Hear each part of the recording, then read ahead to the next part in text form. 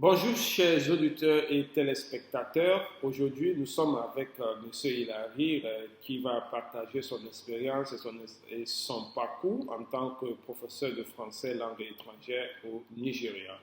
Bonjour M. Hilary. Bonjour, Alors merci de nous avoir accordé cet entretien. c'est mon plaisir. Merci beaucoup.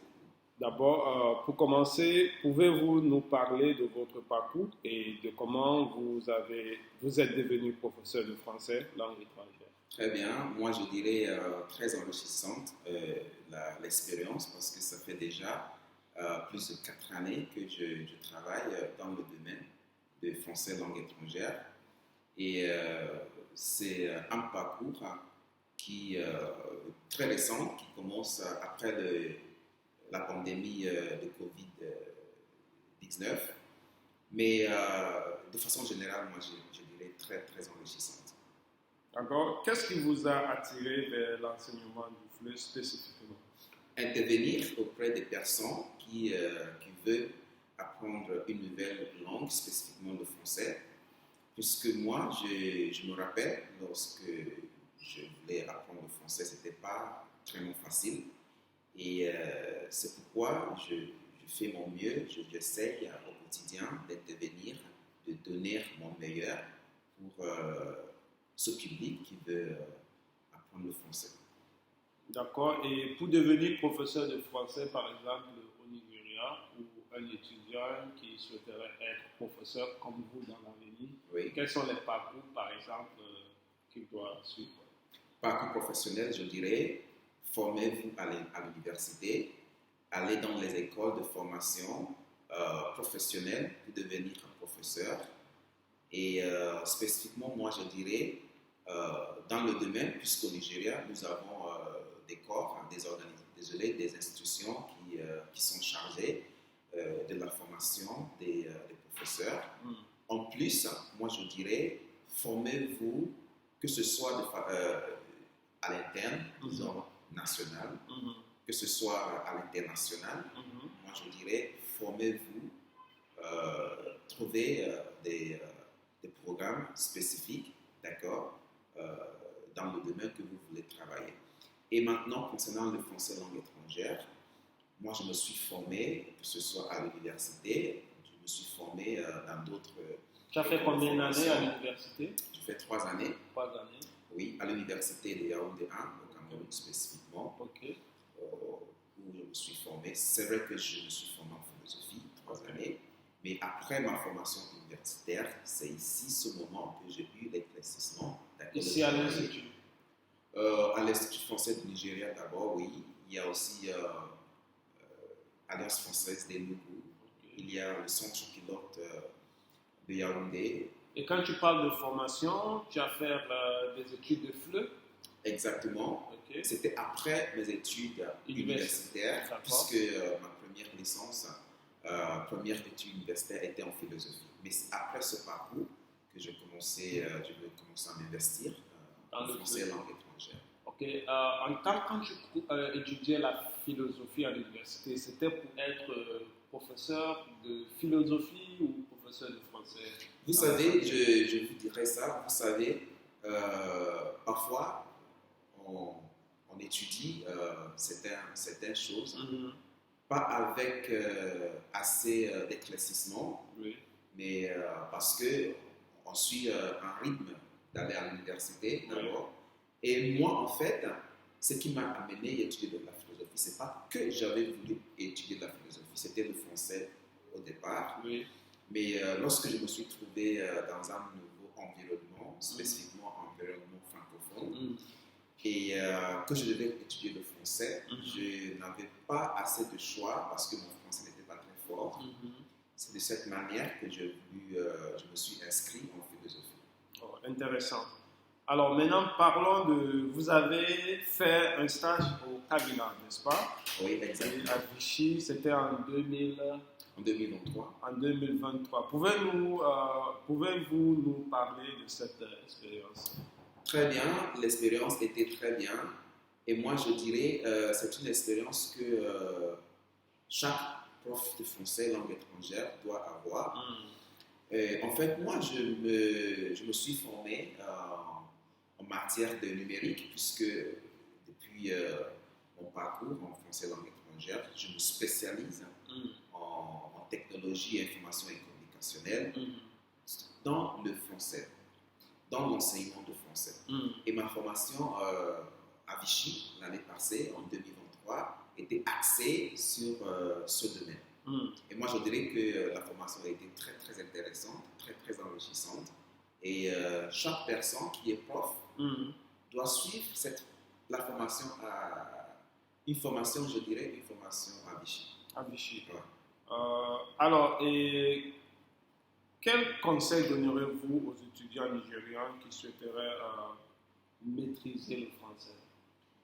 Il n'y a pas une seule méthode, il n'y a pas un seul conseil à donner aux étudiants qui veulent maîtriser le français. Et moi, je dirais être focalisé sur leur intention, puisque le français, ce n'est pas une langue facile, moi je dirais ça. Et si on commence à étudier, il arrive que parfois on est distrait sur le chemin, on est distrait, on a beaucoup de démotivation. Mais moi je dirais, peu importe la distraction que vous avez, soyez motivé.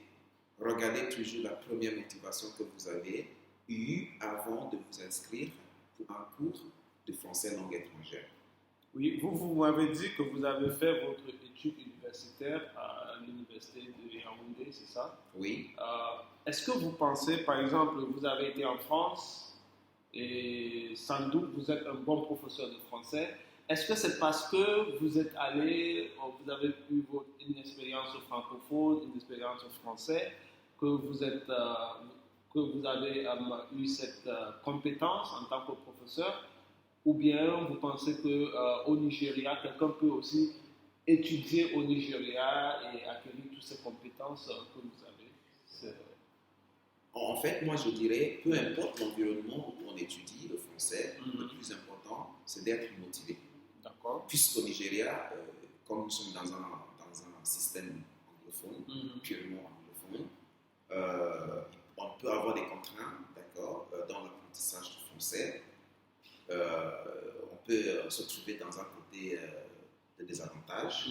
Mais moi je dirais, peu importe, nous sommes dans un monde numérisé et on peut vivre au Nigeria physiquement, mais dans l'actualité, on vit dans un village global. Ouais. Et c'est pourquoi je me dis, et j'ai toujours cette habitude de dire à mes apprenants au public, peu importe votre localité, donc votre quartier, je ne sais pas, votre pays, il faut faire vos efforts pour être un citoyen global. Et là, lorsque je parle de citoyen global, je veux dire prenez avantage des outils numériques qui sont présents en ligne. Par exemple, il y a la TV5 Monde, c'est une plateforme, d'accord, d'apprentissage de langue française comme une langue étrangère.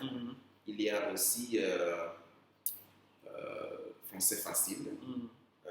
Avant, c'était RFI, mais il y a déjà ce côté didactisé, Français Facile. Il y a pas mal de plateformes numériques. Donc, pour moi, que ce soit au Nigeria, que ce soit dans un pays francophone et peut-être aussi en France, c'est vrai qu'on a plus d'avantages lorsqu'on vit dans un pays francophone parce qu'on a plus de contacts physiques que numériques, avec les locuteurs de cette langue. Oui. Mais peu importe, il ne faut pas se caler en disant que je suis. Donc, vous parlez de motivation. C'est ça qui est la clé. Alors, vous, en tant que professeur, quelles sont les techniques que vous utilisez pour motiver vos apprenants? Bon, en fait, en tant que prof, il y a beaucoup de motivation. Je l'utilise parfois parce que pour moi, je suis une motivation. Si je suis arrivé à apprendre et à parler et aujourd'hui enseigner le français, langue étrangère, je me dis, et je dis souvent aux apprenants, vous pouvez aussi. Donc moi, je suis ma première motivation et il y a pas mal de personnes qui ont appris le français, par exemple ici à l'Institut français du Nigeria, il y a des personnes, des apprenants qui passent ici 6 mois, 1 an, et qui parlent déjà, qui s'expriment en français. D'accord. Donc, pour moi, ce sont ces gens qui deviennent nos motivations au quotidien. D'accord. Au niveau de l'Institut, vous êtes chargé du programme Focus. Pouvez-vous nous parler un peu de ce programme? Bon, en fait, c'est pas seulement Focus parce que j'interviens aussi dans le cours de conversation. Et Focus quand même. Mais en fait, Focus, c'est un programme spécifiquement fait pour la compréhension de l'oral. Ok, comment ça se passe? La compétence, Oui. puisque cette compétence fait partie des compétences je dirais, qui ne va pas bien parfois avec les apprenants. Alors, c'est pourquoi je parlais tout à l'heure des plateformes numériques, puisque c'est un programme pédagogico-numérique et ludico-pédagogico-ludique.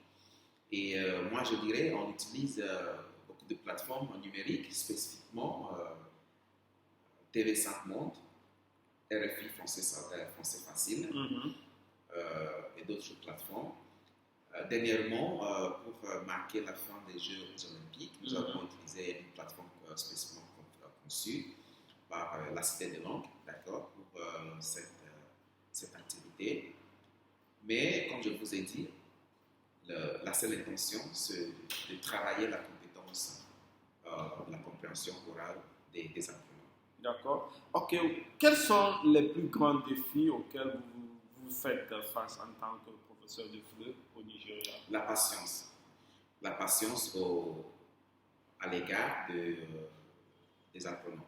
Parfois, on se rencontre des apprenants qui sont très, très impatients. Okay. Et l'impatience, ça fait déjà problème. Et moi, je dirais, nous, en tant que professeurs, nous devons aussi essayer de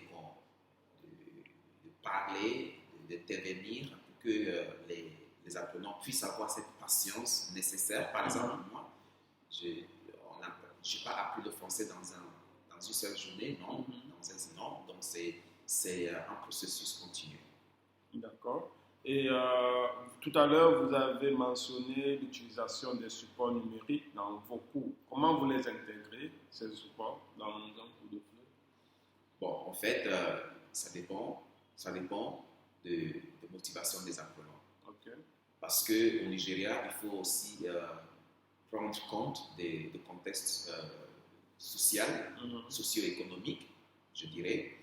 Et parfois, il faut travailler avec la motivation des apprenants, ce qui est très important, pour que ce ne soit pas un travail spécifiquement pour le professeur. Ouais.